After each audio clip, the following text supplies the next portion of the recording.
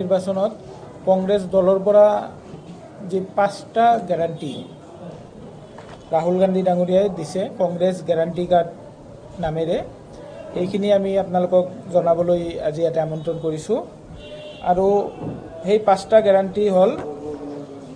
যুৱ ন্যায় নাৰী ন্যায় কৃষক ন্যায় শ্ৰমিক ন্যায় আৰু অংশীদাৰিত্বতা ন্যায় আমি এই 5টা গ্যাৰান্টি কংগ্ৰেস সৰকাৰে দিছে কংগ্ৰেসে দিছে যদি আগন্তুক সৰকাৰ হয় তাহলে সমাজৰ প্ৰত্যেক বৰ্গৰ মানুহৰ বাবে আমি কিছু ন্যায় যি অন্যায় তেওঁলোকৰ লগত হৈ আছে আজি বিজেপি সৰকাৰে কৰি আছে সেইখিনি আমি ন্যায়ত আমি পৰিৱৰ্তন কৰিম আৰু আমি সেইখিনি প্ৰত্যেক এটা বৰ্গ আজি ধৰক যুৱকসকল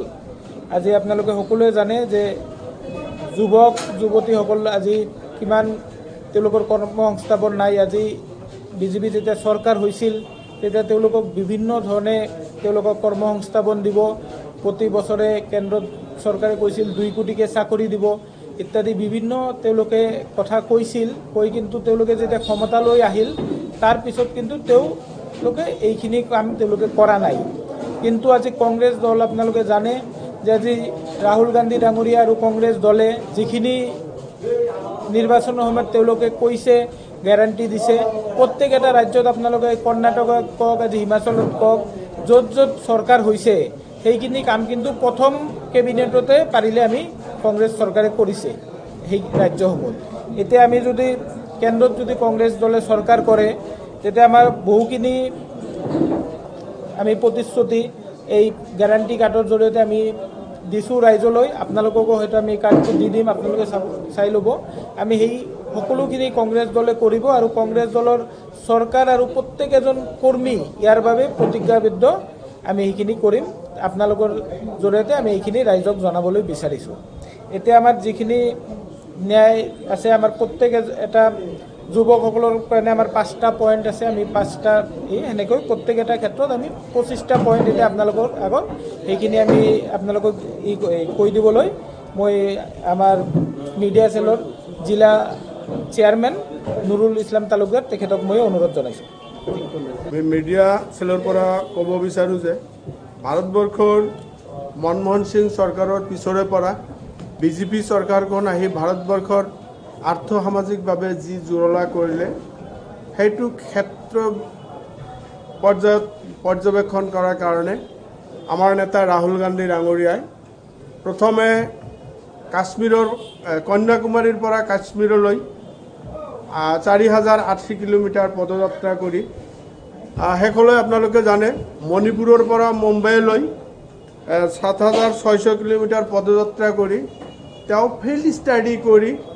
ভাৰতৰ বিশিষ্ট অৰ্থনীতিবিদ আইনজ্ঞ পি চিদম্বৰমক এখন মেনিফেষ্টো ইস্তেহাৰ প্ৰস্তুত কৰিবলৈ দিছিলে যাক আমি এতিয়া ন্যায়পত্ৰ বুলি আখ্যায়িত কৰা হৈছে কাৰণ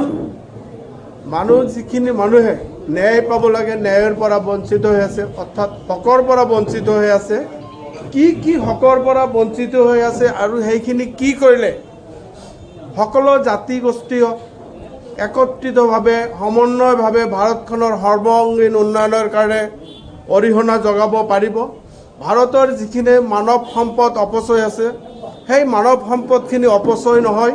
প্ৰত্যেকটো জাতি গোষ্ঠীৰ প্ৰত্যেকজন মানুহ যাতে ভাৰত গঢ়াৰ ক্ষেত্ৰত এটা অৰিহণা যোগাব পাৰে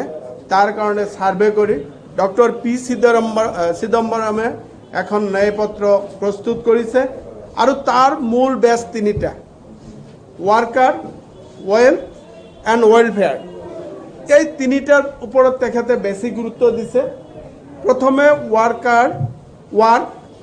ওয়াৰ্ক মানে মানুহৰ মানৱ সম্পদ নষ্ট হৈ আছে মানুহে কাম পোৱা নাই বিজেপি চৰকাৰখনে কৈছিল বছৰত 2 crore চাকৰি দিব তেওঁলোকৰ মিছা প্ৰতিশ্ৰুতি দিয়াৰ কাৰণে মানুহে হাবাতৰি খাই মানুহে কৰ্ম বিচাৰি বিভিন্ন ঠাইত ঘূৰি আছে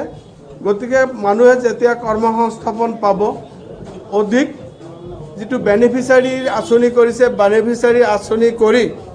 মানুহখিনিক পণ্যলৈ পৰিৱৰ্তিত কৰিছে মানুহটোৰ মেণ্টেলিটি ইজি মানিৰ ফালে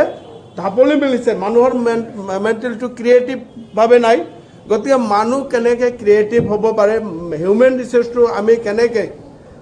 ভাৰতবৰ্ষৰ উন্নয়নৰ ক্ষেত্ৰত ক্ৰিয়েটিভ ছাইড লৈ যাব পাৰোঁ, সেই লক্ষ্য ৰাখি যুৱসকলৰ কাৰণে যুৱ ন্যায় ইয়াতে ঘোষণা কৰা হৈছে। তাত